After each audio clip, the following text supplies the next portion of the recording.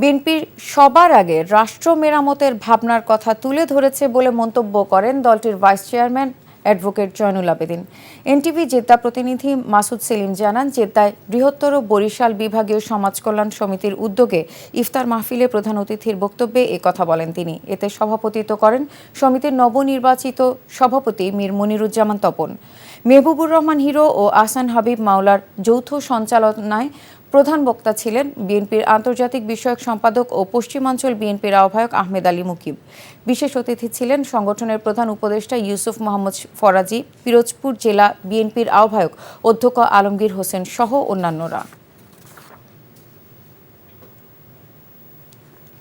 এই ঈদে জামা জুতো অ্যাক্সেসরিজের ডিসকাউন্ট।